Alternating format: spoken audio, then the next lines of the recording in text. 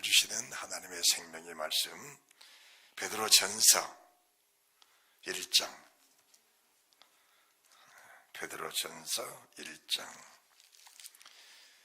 3절에서 4절 말씀을 믿음으로 함께 봉독합니다.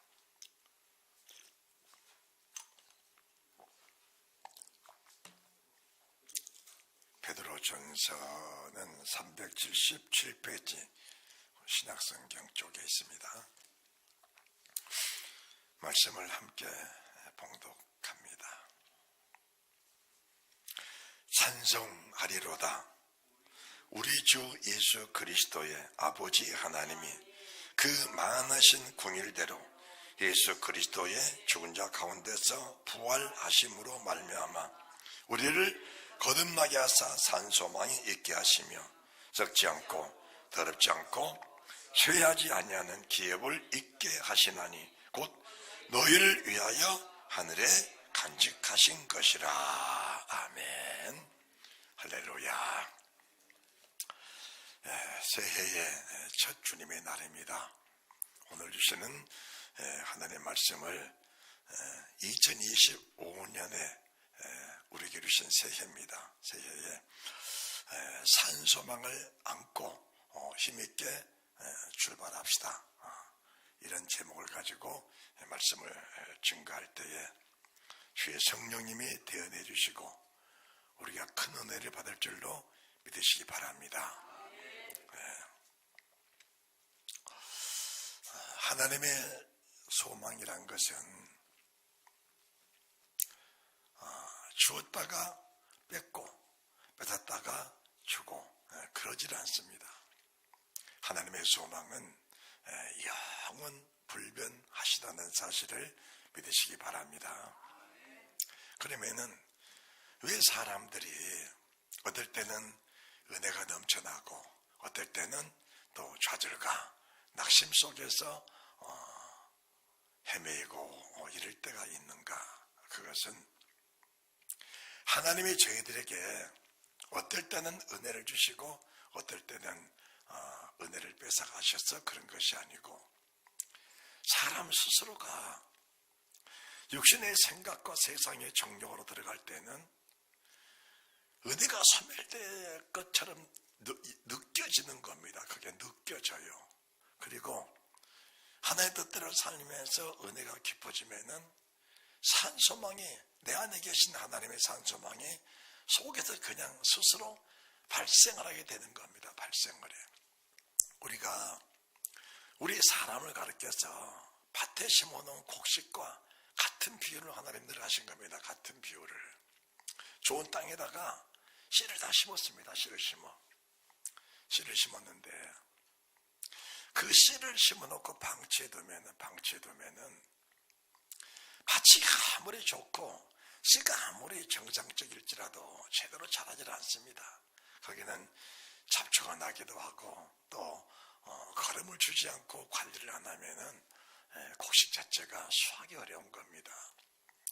하나님의 성령님이 우리 안에 다 은혜를 주시는데 그 은혜를 우리가 관리를 잘하는 거예요. 때를 따라서는 잡초도 뽑아주고 물도 주고 거름도 주고 그러면은 하나님의 자라나게 하시는 거예요. 그럼 우리가 이제 고린도전서 3장에서도 하나님의 사람 바울이 우리는 하나님의 동력자들이다. 동력자가 뭐냐? 우리는 심고 물을 주는 동력자다. 그러니까 심고 계속 물을 주는 거예요. 심고 계속해서 영양을 공급해 주는 겁니다. 그러면 어떻게 하시냐? 하나님이 자라나게 하셔요. 계속 자라나게 하십니다. 자라나게 하실 때 뭐가 자라나냐? 우리 속에서 믿음이 자라나는 믿음이 자라면은 그 믿음 자체가 소망입니다. 소망입니다.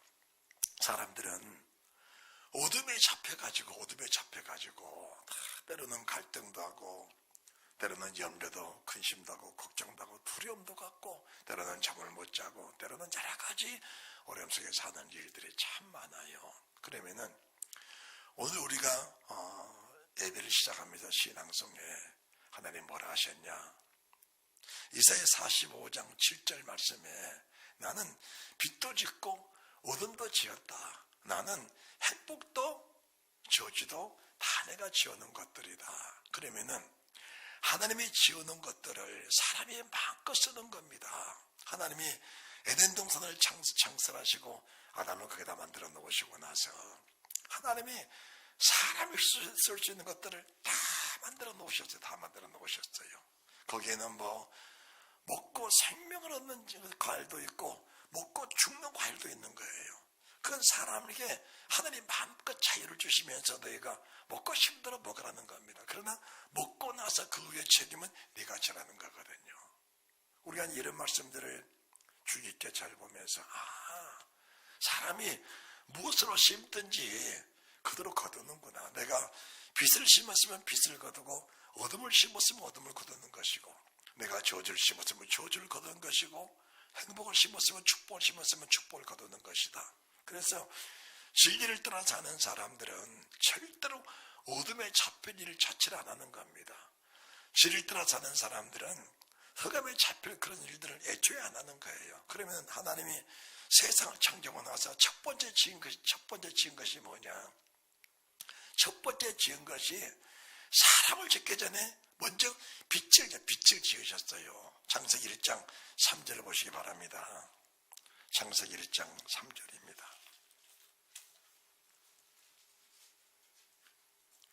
하나님이 가라사대 빛이 있으라 하셨습니다. 빛이 있으라 하시면 빛이 있었고 그 빛이 하나님 보시기에 좋았더라. 하나님이 빛과 어둠을 나사 빛을 낮이라 칭하시고 어둠을 밤이라 칭하시니라. 저녁이 되면 아침이 되니 이는 첫째 날이다. 첫째 날에 지은 것이 빛을 가장 먼저 지으시다. 빛을. 그러면은 이 빛이만의 빛은 모든 생명의 근원입니다. 근원이에요. 생명의 근원입니다. 사람이 우리 속에 빛이 들어와야 돼요. 우리 주님이 육체로 오셨을 때 하나님의 사람 사도 세례 요한이 뭘 증거하냐? 빛을 증거해. 빛을. 저분은 빛으로 오셨다. 참 빛으로 오셨다. 빛을 지으셨는데 누가 빛이냐? 바로 하나님이 빛 자체시라는 겁니다. 하나님이 빛 자체시라는 거예요. 그러니까 이 말씀이 무슨 말씀이냐? 하나님을 신뢰하고 하나님을 경외하면서 하나님과 함께하는 사람은 어둠 자체에 잡힐 수가 없는 겁니다. 어둠은 존재 가치가 없어요. 아무리 어두워도 빛 등불 하나만 켜버리면은 그 등불의 능력을 따라서 빛은 자연히 소멸되어 버린 겁니다. 밝게 비치면 밝아지고 어둡게 비치면 어둠 속에도 약간의 이 어둠이 있을 뿐인데 빛을 어떻게 발하고 어떻게 비칠 것이냐 이것만 우리가 주의하는 것이지 어둠이 빛을 이기는 일은 결코 없다는 사실을 믿으시기 바랍니다. 어둠이 빛을 이길 수가 없는 겁니다. 아예 태초에 하나님이 그렇게 세상을 지으셨습니다. 그리고 하나님의 빛을 지으시고 나서 왜 어둠을 지었냐? 어둠을 지으시는 목적은 사람이 어둠에 잡혀 살면서 고통스럽게 살고 근심과 걱정 속에 살고 두려움 속에 살아라고 어둠을 만든 것이 아니고 어둠에 잡힌 자기 모습을 보면서 내가 하나님과 멀어져 있구나.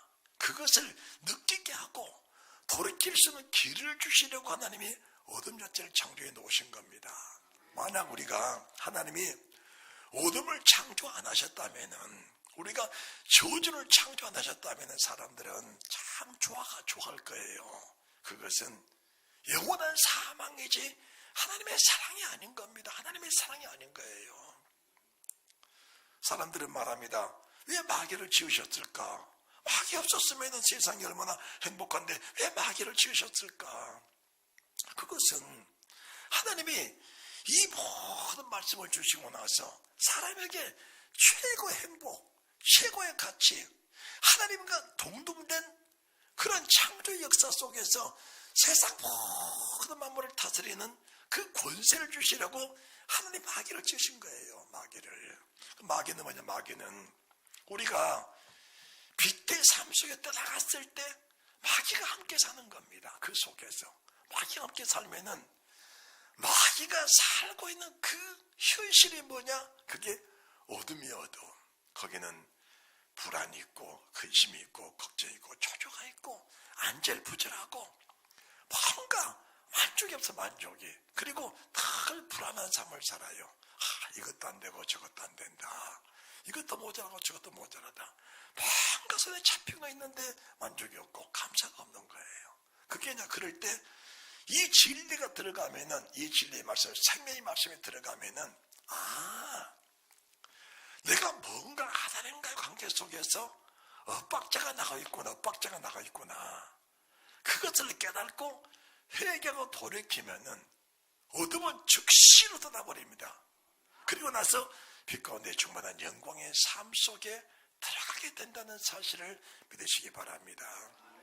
사실 사람들이 어둠에 사는 자체를 큰 짐으로 여깁니다. 그리고 그 어둠에서 탈피할 수 없는 길이 안 보인다 그래요. 길이 안 보인다. 그거는 맞는 말이에요.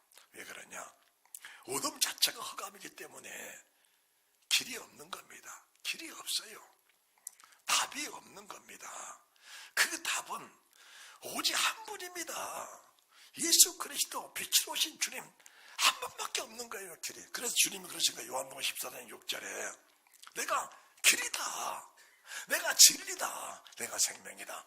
나로 말미암자거든 아버지께로 올 자가 없다. 그러면 우리가 산 소망이 뭐냐? 어둠에 잡힌 사람들의 대표적인 방법들이 뭐냐? 수강묵은 집을 지면서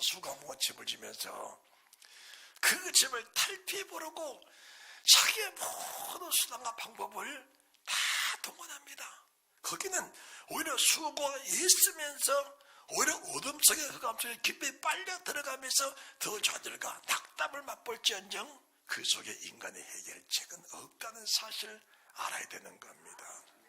그래서 우리가 산소망이 뭐냐? 산소망은 오늘 우리가 베드로전서 3장 3절에 베드로전서 1장 3절에서 4절 말씀을 봤는데 여러분들의 성경을 보세요. 3절 찬송하리로다. 우리 주 예수 그리스도의 아버지 하나님이 그 많으신 궁율대로 이게 무슨 말씀인가? 그 많으신 궁율대로 예수 그리스도의 죽은 자 가운데서 부활하심으로 말미암아 주님의 부활이 뭐냐? 주님의 부활이 우리를 궁일에 계신 하나님이 증거하는 거예요. 우리가 어떤 수순을 따라서 주님이 아기 예수로 탄생하셨고 목수의 아들로 성장하셨고 사역하시기 전에 40일 금식하셨고 고난받으셨고 많은 어려움을 당하셨고 결국은 죽임을 당하셨다. 그리고 부활하셨다. 성천하셨다. 이런 것들이 어느 드라마 같은 어느 과정 짜여진 어떤 드라마 같은 일이라고 생각할지 모르겠지만은 하나님이 하시는 일은 우리를 궁일에 계시고 우리를 살리기 위해 하신 그 하나밖에 없는 그 하나님의 생각 속에는 그 하나밖에 없는 겁니다. 하나밖에 없어. 그런데 사람의 생각은 복잡해. 어떻게 하면 교회를 부흥시킬까? 어떻게 하면 사업을 잘해볼까? 경제가 어려운데 뭘 해야 좀 장사에 돈을 좀 벌어볼까? 사람의 생각은 아주 복잡합니다. 복잡해. 그리고 하는 일이 조금 잘 되면 빛 가운데 사는 것 같은데 조금 어려워지면 다시 어둠으로 다시 돌아가는 거거든요. 그게 사람입니다. 그게 사람이에요. 그런데 하나님의 마음은 다른 거예요. 네가 생명이 있다. 빛 가운데 있다. 그러면은 세상 그 무슨 시험이 닥치고 어려움이 닥쳐도 우리가 야고보서를 1장 1절부터 야고보서를 작년 한 해 동안에 쭉 봐왔었는데 여러 가지 시험이 닥쳐도 빛과 진리 속에 있는 사람들은 시험 자체가 시험이 아니라는 거예요. 그 시험은 오히려 하나님의 뜻대로 살게 하는 하나님의 은혜고 하나님의 능력이고 영원한 생명을 주기 위해 하신 하나님의 사랑이고 하나님의 방편이지 그게 사람의 어려운 짐을 지라고 시험을 주는 것이 아니란 것을 저희가 안 겁니다. 안 거예요. 그럼 오늘 또 주님이 왜 죽으셨고 왜 부활하셨냐? 솔직히 너희를 불쌍히 여기시는 하나님의 은혜다. 하나님의 은혜다. 우리가 1장 3절 하반절 말씀 보시면은 그 많으신 궁일대로 예수 그리스도의 죽음 먼저 그 다음에 부활해요. 죽음 가운데 부활하사 너희를 거듭나게 하시고 산 소망 있게 하신다. 산 소망이 이제 우리의 믿음이 조금 더 깊어지고 믿음의 열매가 나타나기 시작하면은 하나님의 종이 전하는 그 증거의 말씀들이 왜 설교를 저렇게 하는 것인가를 여러분들이 이제 어렴풋하게 느낄 때가 오는 겁니다. 그러기 전에는 말씀의 가닥이 잘 잡히질 않는 거예요. 왜 그런가? 육신으로 살았던 습관이 천번 만번 말씀으로 두들겨서 그 습관을 깨고 새로운 물꼬를 터줘야 됩니다. 새로운 물꼬를 터줘야 돼요. 그것이 우리 삶의 습관이 10년, 20년, 3살 때 버릇이 8까지 간다고 하는데 그 세상 버릇을 60년, 70년, 80년을 가지고 살았던 그 세상 버릇을 하나님의 버릇, 하나님의 뜻으로 돌이키는 그런 과정이 하루 이틀에 된 것이 아니에요. 정상적인 설교, 정상적인 말씀, 정상적인 그리스도 예수의 그 피 보혈, 그 부활하신 능력이 우리 속에 들어와 자리를 잡기까지는 천번 만번을 깨고 천번을 부딪혀서 그 마음이 부서지는 거듭남의 은혜 속에 우리가 살아갈 수 있는 거기까지 끌고 가야 돼. 끌고 가야 되는 거예요. 거기에 비로소 산소망이 생긴 겁니다. 우리가 엘리야는 우리와 성경이 같은 사람이로되 저가 비 오지 않기를 간절히 기도한 즉 3년 6개월 동안 땅에 비가 안 오고 다시 기도한 즉 하늘이 비를 주고 땅에 열매를 되었느니라. 똑같은 사람인데 왜 엘리야는 그렇게 기도하면은 하늘이 닫히고 땅이 열도 하늘이 열리냐? 그런데 왜 나는 안 되냐? 왜 나 안 되냐? 되는 것과 안 되는 차이가 뭐냐? 그 차이가 거듭남이냐? 육신대로 살아가냐? 그 모습입니다. 그게. 그러니까 육신대로 살아갈 때는 열정적으로 기도하고 필지를 다해도 세상 것을 가지고 세상 것을 응답받고 살 수 있을지언정 하나님 말씀을 따라서 하늘의 비를 그치고 비를 내리게 하는 그 은혜는 우리가 평생을 살면서 체험을 못하고 산 겁니다. 그 말씀이 누가복음 18장 1절부터 어느 과부가 어려운 일을 당했어요.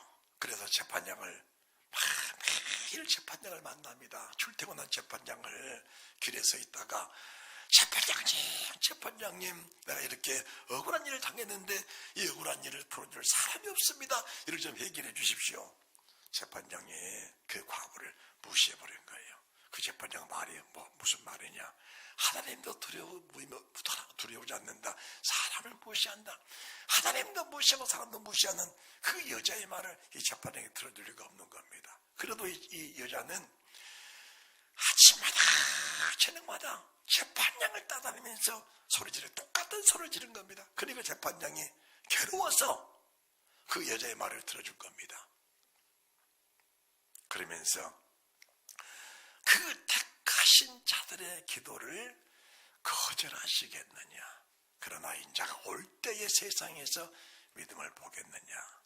이 8절의 말씀이 누가복음 18장 7절까지 말씀 속에서 말씀을 멈춰버리면은 육신의 삶 속에서 거듭남의 산 소망이라는 것은 우리 속에 갖출 수가 없는 겁니다. 그러면은 육신에 속한 사람들이 육신의 것을 구하고 육신의 것을 응답받으면서 육신에 속한 기쁨 속에 살아가는 거예요. 거기에는 뭐가 있냐? 때로는 슬픔이 있고 때로는 고통이 있고 때로는 기쁨이 있고 때로는 희락이 있는 겁니다. 이게 반복적으로 어두워졌다가 밝아졌다가 어두워졌다 이렇게 생을 살면서 그것이 거듭남의 산소망의 믿음인 것처럼 부활의 소망을 가지고 사는 것처럼 포장된 삶을 살면서 인생을 마치다 보면 결국은 첫째 불의 참여자들은 복이고 거룩하다. 그 말씀을 100번 점을 읽고 있다 할지라도 그 말씀이 내 삶 속에 열매가 되기 어렵다는 사실을 말씀해 주신 것입니다. 그러면은 인자가 올 때는 그 말씀이 결국은 베드로전서 1장 1절 2절 3절 4절 5절 6절 말씀, 우리가 이제 야고보서에서도 말씀을 쭉 들었잖아요. 육체는 껍데기다. 우리 속에 생명이 진짜다. 생명이다. 그러면은 오늘 우리가 1장 3절 속에서 우리 주 예수 그리스도의 아버지 하나님의 그 많으신 궁일대로 예수 그리스도의 죽은 자 가운데서 부활하심으로 말미암아 산소만 있게 하시며 그 다음 구절이 뭐냐? 썩지 않고 더럽지 않고 쇠하지 아니하는 기업을 있게 하시나니 하나님이 위로부터 주시는 그 빛의 그 빗줄기를 세상 끝까지 잡고 사는 겁니다. 하나님이 천지를 창조하고 나서 먼저 첫째 날에 지은 것이 빛입니다. 빛이에요. 그 빛이 얼마나 중요한지 알아야 돼. 그리고 우리가 믿음이라는 것은 우리 생각과 우리 마음, 우리 육체 속에 한 점의 어둠이 들어오면은 한 점의 어둠을 내가 알 수 있는 것을 가르쳐서 성령이 내주한 사람의 모습이라고 하는 겁니다. 육신으로 살 때는 어둠이 나를 전적으로 사로잡고 세상 근심 두려움, 때로는 복수심에 불타있는 그런 마음으로 살아가면서도 교회를 열심히 다닐 수는 있는 겁니다. 왜 인생을 이렇게 살았냐? 참 후회스럽다. 인생을 이렇게 살 수밖에 없는 내 자신의 모습을 발견하지 못한 결과가 오늘인데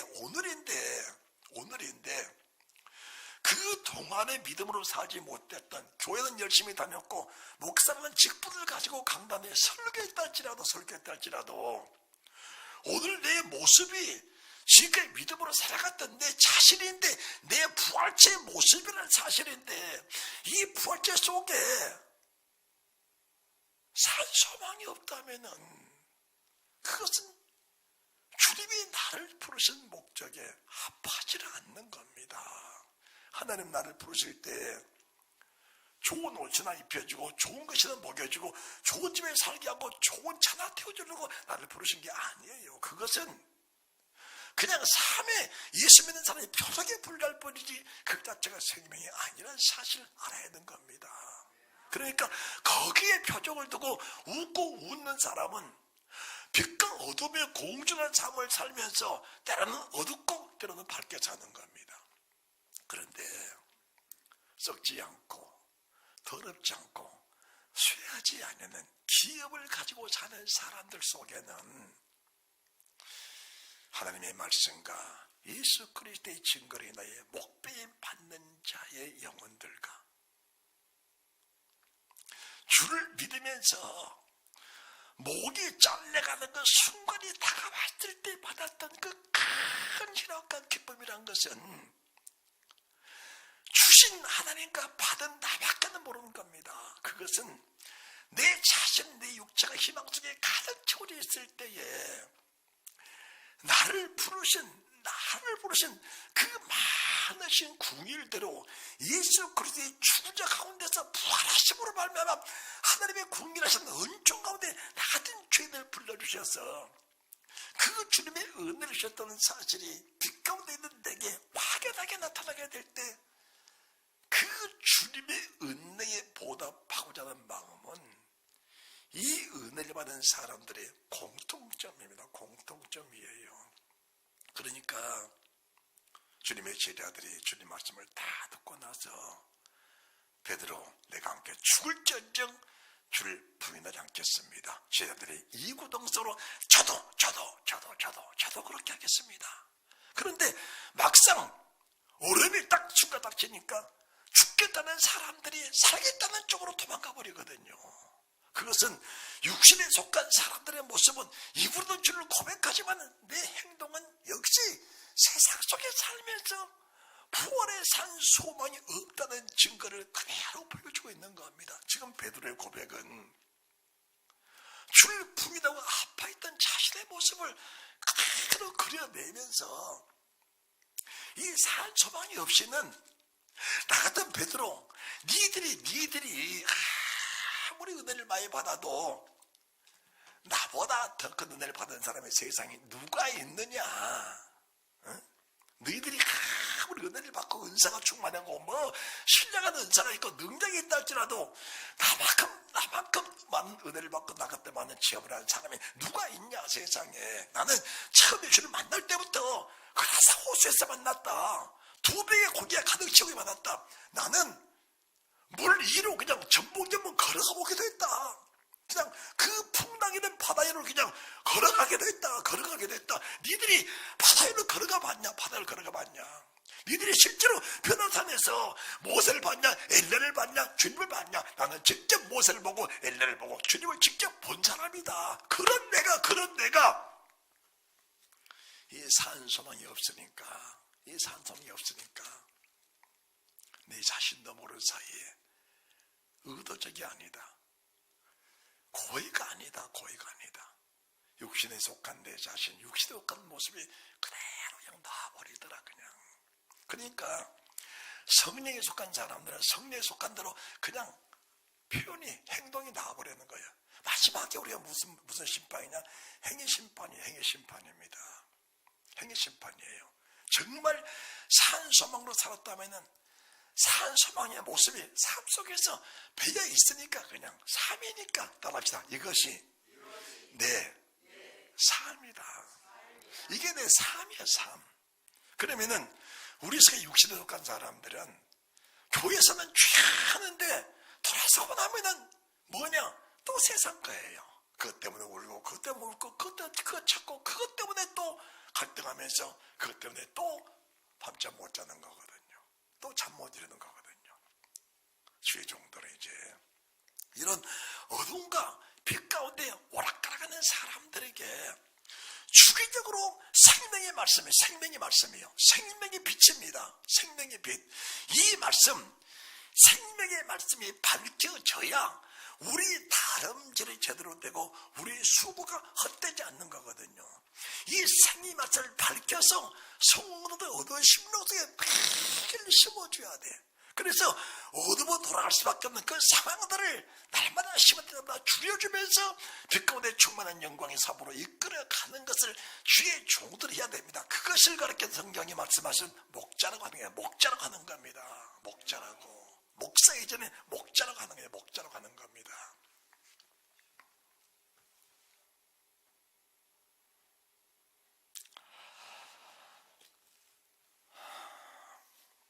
세상을 이기는 힘이 말씀인데, 자, 신명기 20장 보시기 바랍니다.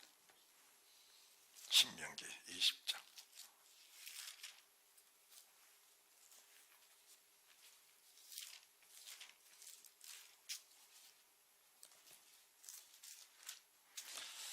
신명기 20장.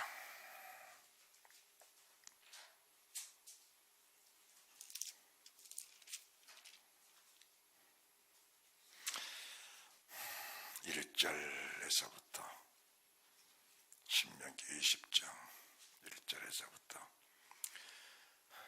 4절 말씀을 제가 봉독해 드릴게요.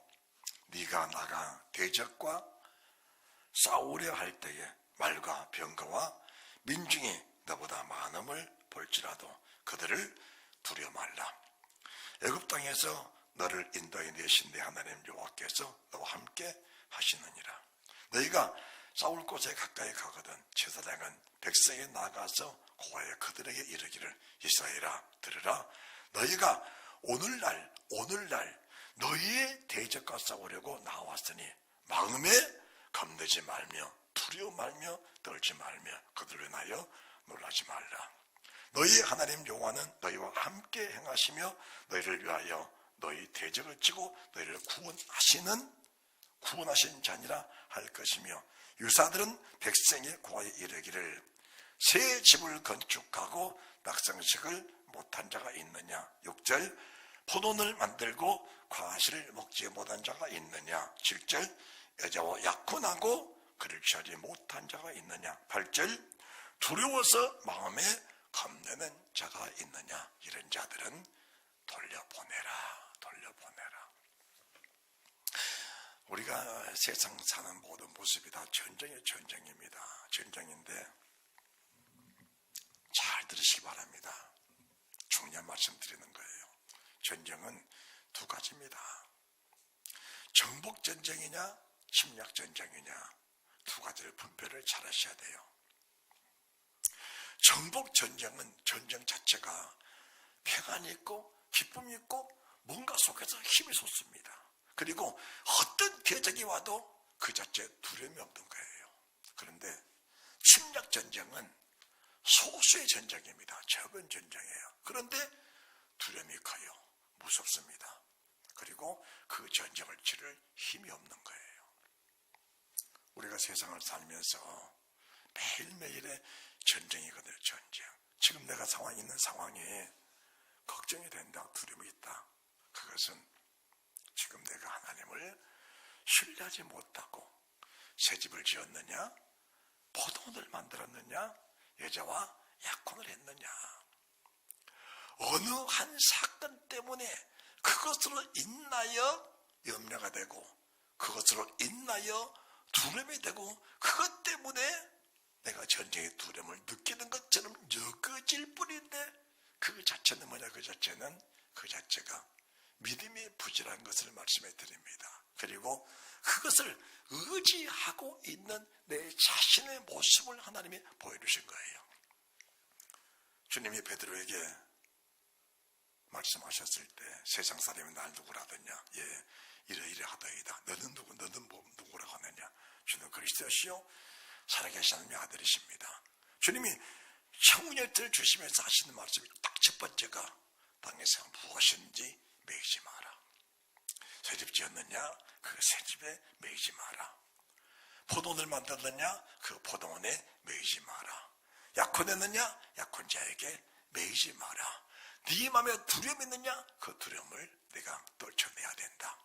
그리해야 자 14절 보시기 바랍니다. 오직 여자들과 유아들과 육축과 무릇 그 성중에서 내가 탈취한 모든 것은 내 것이니 취하라. 내가 대적에게서 탈취한 것은 내 하나님 여호와께서 내게 주신 것인즉 너는 그것을 누릴지니라. 하나님이 이스라엘 백성들에게 뭔가 누림을 주시려고 예비하신 전쟁인데 두려움이 왜 두려움이? 그 두려움이 뭐냐? 새집을 지었다. 포도원 만들었다. 장가 가야 된다. 뭔가 해야 된다. 그게 두려움이에요, 두려움. 그러면은 그 두려워하는 자들과 함께 하지 말라는 거거든요. 무슨 말인지 이해를 하셔야 돼요. 부부가 지금 두 사람이 함께 뭔가를 얘기하는 겁니다. 그런데 남편은 된다는 확신을 가지고 말하는데 부인은 두려움을 가지고 말하는 거예요. 두려움을 가지고. 그러면은 확신에 있는 사람이 두려워하는 말 속에 끌려가는 겁니다. 그럼 같이 두려움 속에 빠지는 거거든요. 그런 대화는 자체를 하지 말라는 거예요. 떠나라는 겁니다. 부모와 형제일지라도 아내가 믿음으로 말하는데 남편이 두려움을 가지고 그 믿음의 말을 가로막는다면은 두 사람의 믿음이 선 것이 아니고 두려움이 믿음 자체를 잠식시켜버린다는 거거든요. 그러면은 14절 이하로 이제 여러분들의 8절 이하의 말씀 보시면은 이 전쟁은 뭐냐? 하나님이 이스라엘 민족에게 평안을 주시고 복 주시려고 뭔가 이스라엘 민족이 부족하니까 이 전쟁을 통해서 막강한 재물과 필요한 모든 걸 공급하셔서 이스라엘 민족의 평안과 은혜와 복을 주시려고 이 전쟁을 예비하셨는데 사람들은 그 전쟁 하나님의 그 자체를 이해를 못하니까 내가 하고 있는 그 일에 두려움이 잡혀 있는 거거든요. 이런 일들은 우리 일상생활 속에서 늘 일어나고 있는 것들입니다. 그리고 그걸 하지 않으면은 두려움에 잡혀서 견딜 수 없는 거예요. 그리고 인생을 살고 오랫동안 살다 보니까 지금 내 모습이 잡혀 살았던 그 모습이었구나. 잡혀 살았던 모습이었다. 잡혀 살았던 모습이었다. 여러분이 자꾸 놓을 줄 알아야 돼요. 자꾸 놓을 줄 알아야 돼요. 여러분의 자식일지라도 놓을 때는 놔버려야 됩니다. 놔버려야 돼. 그게 나를 위해서, 너를 위해서 살 수 있는 길이에요. 그게. 그것을 놓지 못하고 있는 그 자체가 새 집을 지었느냐, 포도를 만들었느냐, 약혼을 했느냐, 네 마음에 두려웠느냐. 인생을 살고 오랫동안 그 일을 그러다 보니까 내 모습이 참 놓을 때 놓지 못한 것의 결과가 이랬구나라는 것을 알 때는 상당한 시간이 지난 후였고 많은 회개가 필요하고 많은 돌이킴이 필요하다는 사실을 알아야 합니다. 할렐루야. 절대로 매이지 마시기 바랍니다. 절대로 매인 것은 좋지 않는 거예요. 주님 우리에게 오셨을 때 주신 것이 뭡니까? 하나님의 구원이라신 은혜입니다. 우리 주님은 십자가의 죽음을 보여주면서까지 나를 사랑하시는 은혜를 확증시켜 주신 거거든요. 자기 아들을 아끼지 않냐시고 우리 모든 사람을 위하여 내어주시니까 어찌 그 아들과 함께 모든 것을 우리에게 은사로 주지 않겠느냐. 이 은사가 사람들은 성령의 은사만 은사인 줄 압니다. 재물 얻는 것도 하나님의 은사라는 사실을 믿으시기 바랍니다. 재물 얻는 것도 재물도 능력입니다. 하나님이 주신 능력이에요. 그러면은 내가 힘쓰고 애써서 취한 재물은 절대로 아까워서 못 바칩니다. 못 받죠. 그러나 이 은사가 하나님께로 왔다. 이 은혜가 하나님께로부터 왔다. 이 물질이 하나님께로 왔다. 하나님의 필요하시다면은 한 조각 먹고 죽을 그 떡도 하나님께 바쳐드리는 은혜가 있다는 사실을 말씀해 드리는 겁니다. 그러니까 수강무거운 짐을 주님께 늘 맡기면서 사셔야 돼요. 여러분이 사시는 가운데 힘들다, 고통스럽다. 그런 부분들을 분별하셔야 돼요. 분별하시면서 수강 무거운 짐을 다 주님께 맡겨드려야 돼. 맡겨드린다는 게 뭔가? 맡겨드린다는 게 거듭남이 없고 산 소망이 없고 부활의 소망이 없이는 말은 맡겨드린다는데 맡겨드릴 수가 없는 겁니다. 우리가 건강도 마찬가지. 건강, 그것 하나님이 지금 내 몸 상태가 믿음을 회복하고 부활의 산 소망으로 채우라고 지금 이 건강 신호를 주신 것인데 사람들은 그 건강을 가지고 계속적으로 뭘 하냐? 어둠 속의 감정으로 계속 빠져 들어가는 거예요.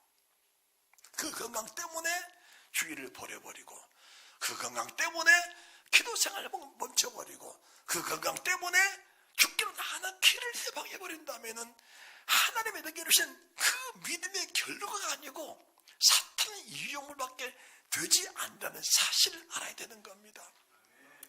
세상 모든 피조물을 창조하신 아버지는 이 세상 모든 피조물을 통해서 나를 세우시는 거예요. 믿음으로 세우신 겁니다. 그리고 마지막 날에 부활의 산 소망을 가지고 썩지 않고 더럽지 않고 쇠하지 않는 그 기업을 있게 하시려고 세상 모든 만물을 창조하신 겁니다. 사탄은 하나님 만들어놓은 이 세상 모든 만물을 이용을 해서 사람들의 육신의 생각을 키우는 거예요. 사람 속에 어둠을 계속 주는 겁니다. 돈을 주면서 때로는 어둠을 주고 건강을 뺏어가면서 어둠을 주고 그 건강을 고쳐주면서 어둠을 주고 세상 모든 피조물이 사탄이 가지고 노는 모든 노래물들은 가지고 노는 모든 자체가 어둠입니다. 어둠이에요. 그 자체에서는 빨리 벗어나야 됩니다. 새집 버려야 하고 포도원 버려야 하고 약혼녀 버려야 하고 그래서 우리 주님이 주신 믿음의 결과가 뭐냐? 집이나 전토나 자식이나 아내나 부모나 믿음으로 사는 길에 장애가 되는 것들은 즉시로 버리라는 겁니다. 매이지 마라. 땅에서 매이면 하늘에서 매인다. 땅에서 풀어라. 하늘에서 풀린다. 버리면은 하나님의 100배나 주시고 할렐루야. 마음을 다하고 목숨을 다하고 뜻을 다 힘을 다해서 하나님 사랑하고 이거 버리면은 땅에서 부모, 자식, 형제, 집, 전토 100배나 더 하시고 내세에서 여기서 갖지 못할 자가 없다. 하나님이 없다는 사실을 딱 못을 질러 놓으시면서 새집 버려라. 너를 붙잡고 있는 그것도 다 버려라. 그러니까 왜 내 족속이냐? 죽여라. 예, 죽이게요. 칼을 차고 이웃이냐, 형제냐, 친구냐, 죽여라. 이게 어둠의 나를 찾고 있는, 어둠 속에 찾고 있는 그 자체를 배워버리지 못하면은 속에 산소막이 있을 수가 없다는 사실을 말씀해 드린 겁니다. 그러시면서 이제 믿음의 결과물이 뭐냐? 마가복음 9장 48절부터 내 눈이 너를 범죄하고 내 눈이 너를 주님 나라 가는 길에 방해가 된다면 빼버려라. 내 손이, 내 발이 주님 나라 가는 길에 장애가 된다면 그거 찍어버려야 된다. 그러니까 이 신명기 20장 1절부터 이어 주신 말씀이 우리 삶 속에 구구절절하게 적용이 돼야 됩니다. 구구절절하게. 저희들이 청년들이 많을 때 목사님 이제 학교를 졸업하고 직장이 됐습니다. 어디 직장이냐? 두꺼비 소주 만든 회사로 취직이 됐습니다. 그러냐? 봉업도 많이 준대요. 좀 더 생각을 해보고 결정하지 그랬냐? 간다는데 못 가긴 안 합니다. 조금 더 기도하고 다음 기회를 바라보면서 더 기도하고 결정을 하지 그렇게 가려고 하느냐? 여러분들, 미국의 존 케네디 가정이 참 엘리트 가정 아닙니까? 자기 큰아들은 미 상원 의원이고 아들은 대통령이고 거부고 갑부 집안 아닙니까? 그 집안이 뭘로 돈을 벌었냐? 술로 돈을 벌었어. 포도주로 돈을 벌었어요. 그 큰 돈을 벌어가지고 자식들을 대성을 시켰는데 뒤에 보니까 쪽박도 안 남았어. 케네디는 총 맞아 죽었고 상원하던 아들은 미쳐서 정신병으로 죽었고 세상에 남는 것이 없는 거예요. 우리가 세상을 살면서 놓을 때 놓지 못하면 결과물이 얼마나 참혹한지 알아야 돼요. 그러면 이제 왜 우리가 산소망했냐 이런 과거의 모습들을 비춰주는 빛이 우리 속에 왔다는 거예요. 내 자신을 비춰주는 빛이 내 속에 왔다는 겁니다. 그러면은 내 자신의 과거를 보면서 회개하면은 하나님은 보혈 그 많으신 궁율대로 하나님의 아들을 죽이셨다. 그리고 그분이 죽음으로 끝난 것이 아니고 살아나셨다. 자, 사도행전 2장입니다. 사도행전 2장.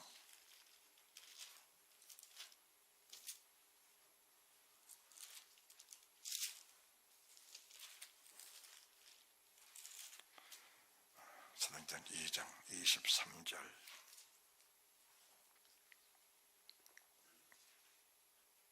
그가 하나님의 정하신 뜻과 미리 아신 대로 내어준 바 되었거늘 너희 법 없는 자들의 손을 들어 못 박아 죽었지요. 주님 죽으셨어요. 하나님께서 사망의 고통을 풀어 살리셨으니 이는 그가 사망에 매 있을 수 없었습니다.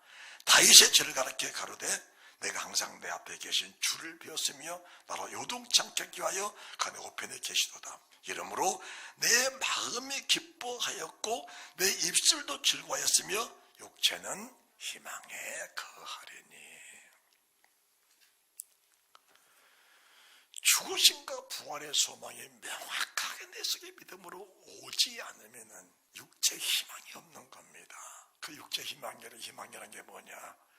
오늘 내가 뭔가 취한 것의 기쁨이 아니고 주님이 죽으시고 나서 주님의 부활하신 모습 그대로 내 모습도 내 몸도 주님 몸 그대로 살아나셨음.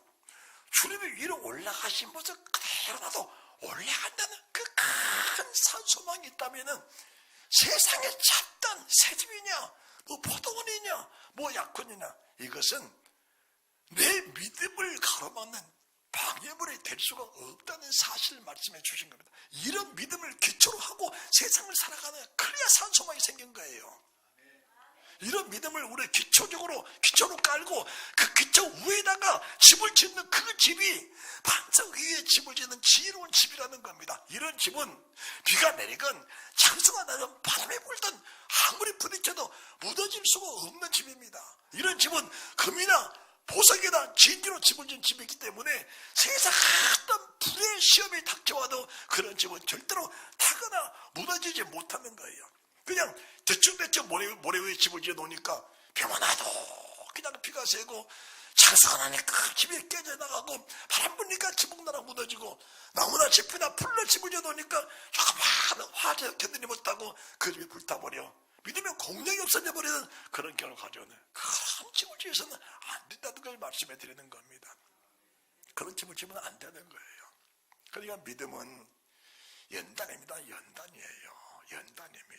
믿음은 훈련이에요. 새 집을 지었느냐 그 집을 버릴 수 있는 연단. 포도원을 만들었느냐 그가 포기하는 연단. 그거 포기하고 주님 곁으로 나갈 수 있는 내 목숨 걸고 전쟁에 나갈 수 있는 그런 믿음의 연단들. 그런 사람들은 화살 초기에 칼끝이 나를 절대로 엄습할 수 없다는 사실을 말씀하는 겁니다. 말씀하는 거예요. 칼끝이 무슨 눈이 있냐 화살끝이 무슨 눈이 있냐 총알이 무슨 눈이 있냐 아닙니다. 다 눈이 있어요. 정확하게 죽일 사람만 죽인 겁니다. 정확하게 죽일 사람만 죽이는 거예요. 여러분들 절대로 믿음 흔들리지 마시기 바랍니다. 핵폭탄이 터져도 내 머리 위에서 핵폭탄이 터져도 죽지 않을 사람들은 절대로 죽지 않는 거예요. 그렇게 죽어서는 안 될 사람은 절대로 죽지 않는 겁니다. 하나님의 눈은 절대로 피할 수 없고 속일 수 없는 거예요. 하나님이 왜 빛을 받으셨냐? 빛된 사람들은 세상 모든 만물을 환하게 보고 있는 거예요. 하나님이 이것 때문에 전쟁을 일으켰구나. 그렇다면은 그 전쟁의 두려움을 가지고 숨을 때는 숨어야 돼요. 숨어야 돼. 믿음의 담력을 가지고 나갈 때는 함정에 나가는 겁니다. 네가 골리앗이냐? 넌 나의 대적이 되지 못한다. 물맷돌 5개일지라도 물맷돌 하나일지라도 너는 나를 절대로 못 이긴다. 그런데 사울이 다윗을 죽이려 하니까 다윗이 깊은 물속에 숨어 들어가는 겁니다. 그게 지혜. 빛이 가진 사람은 나가서 싸워야 할 때냐 숨을 때냐 정확하게 구분할 수 있는 그런 믿음의 사람. 이게 연단이에요. 그렇게 강단에서 말씀을 주시면서 그 말씀 자체를 가지고 성도들을 연단시키고 준비시키는 환난 중에 준비시키는 거예요. 그 준비된 사람들은 이것이 지금 싸울 때냐 숨을 때냐 투자할 때냐 투자할 때냐 담대하게 지금 뭘 할 때냐 세상 모든 사람 법칙이 믿음 안에서 모든 일들이 이루어진다는 사실을 믿으시기 바랍니다. 두려울 거 없어요. 그 병이 나를 죽이러 달아든 건 사실이에요. 그런데 죽을 사람은 죽는 겁니다. 그 병으로 내 죽을 사람은 죽는데 그 병 때문에 정말 살 사람이 또 있는 겁니다. 병이 눈이 있냐 없냐 병이 귀가 있냐 없냐 주님의 문득병들을 말씀하시기를 문득병아 그 사람에게서 떠나라. 문득병이 무슨 귀가 있다고 문득병이 나가겠어요. 주풍이 무슨 귀가 있다고 무슨 눈이 있다고 나가겠어요. 귀신이 무슨 눈이 있다고 주를 바라서 바라보고 나보고 나사렛 예수야 하나님의 아들이여 소리를 지르겠냐 그 말입니다. 세상 모든 만물은 먼지 하나까지도 누가 기가 다 있다는 사실을 믿으시기 바랍니다. 세상의 모든 만물은 먼지 하나 티끌 하나까지도 만약 먼지 하나 티끌 하나에 눈이 없다면은 이 부활체 내가 세상 떠나서 화당에다 가루로 만들어도 흩어버렸는데 어떻게 부활할 거예요? 어떻게 부활할 거예요? 내 물론 가루로 만들어서 밀가루처럼 만들어서 뿌려버릴지라도 밀가루 하나 속에 농각기가 다 있기 때문에 주님 재림한 날 나팔 소리들을 듣는 날 내 몸이 그대로 다시 다 형성이 돼서 부활체가 나타난다는 사실 이 큰 희망을 가지고 사니까 내 인생은 여기서 끝이 아니고 부활체로 나가는 과정이라는 사실이 믿어진다면 내 과정을 헛되게 살 수 없다는 사실을 믿으시기 바랍니다. 오늘 소망이 없으면 내일의 기대에는 없는 거예요. 오늘 소망이 없다는 것은 오늘 지금 내가 어둠 속에 잡혀 있으면서 부활한 소망이 전혀 없게 산다는 것을 말씀해 드린 겁니다. 이런 사람들의 관심은 새집에 있어요. 포동원에 있어요. 약혼적이 있는 겁니다. 마음에 두려움을 가진 세상을 살아. 그래서 이런 사람들은 늘 하나요. 무엇을 먹을까? 무엇을 마실까? 무엇을 입을까? 오늘은 살았지만 내일 어떻게 살 것이냐? 그런데 정말 믿음의 사람들은 오늘 살게 하신 하나님이 내일도 예비하셨다는 사실을 믿고 거기에 매이지 않는 그런 삶을 살고 있다는 사실을 믿으시기 바랍니다. 할렐루야 따라합시다. 오늘 내가 어떻게 살고 있느냐? 오늘 지금 내가 어떻게 살고 있느냐? 지금 내 속에 뭐가 있느냐? 내 속에 정말 육체가 희망에 가고 있느냐? 육체 속에 정말 산 소망이 있느냐? 썩지 않고 더럽자고 세상의 기업을 잊고자 하는 그 믿음의 열정이 내 속에 불타고 있는 것이냐? 아니면은 깜빡거리는 등불마저 끄고자 하는 그런 세상만 바라보고 사는 새집을 포도원을 약혼녀만 바라보고 살면서 거기에 붙잡혀 전쟁이란 두려움 속에서 하나님이 누리기 원하시는 그 누림을 누리지 못하고 살면서도 무엇인가 얻고자 하는 그 어둠에 매여 살고 있느냐? 그것은 육신의 사람인지 영의 사람이 아닌 겁니다. 그건 주님이 구원하셔서 주님을 죽이셨고 구원을 하셔서 부활하셨고 나를 불쌍히 계셔서 하나님이 그 은혜를 그 큰은혜를 주신다고 하셨는데 하나님의 그 큰 사랑을 내가 받아들이지 못한다면은 하나님도 어쩔 수 없다는 사실을 말씀해 드린 겁니다. 여러분들이 성화를 보면은 이런 그림이 있어요.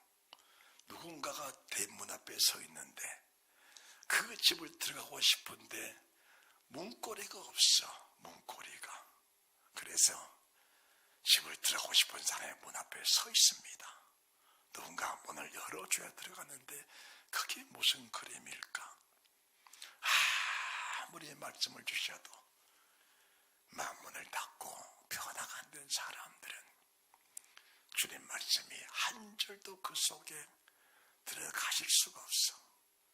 그 말씀의 능력을 기대하기가 어렵다는 사실을 말씀해 드린 겁니다. 그런데 주님 계심을 알고 마음문을 열기만 하면 내 속에 주님이 찾아오셔서 그분의 일을 마음껏 하신다는 사실을 믿고 여러분의 육체에 큰 소망이 넘치는 축복이 있으시기 바랍니다.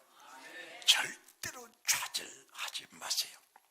절대로 낙심하지 마시기 바랍니다. 좌절과 낙심은 어제부로 다 끝난 겁니다. 24년 지나가면서 전날의 수고 무거운 짐들은 다 주님께 맡겨버리고 대신 내가 가져올 것은 주님의 멍에 내가 지고 주님의 집을 내가 지면은 그 멍에를 싣고 그 집은 가벼워. 그 멍에를 메고 그 짐을 지고 주님 나라 가기까지 주님신 산소망을 품고 살아가게 된다면은 여러분의 수고와 슬픔은 이미 끝났다는 사실을 믿고 산소망 넘치는 축복이 있으시기를 주 예수 그리스도 이름으로 축원합니다. 축원합니다. 산소망 주시는 하나님께 감사하면서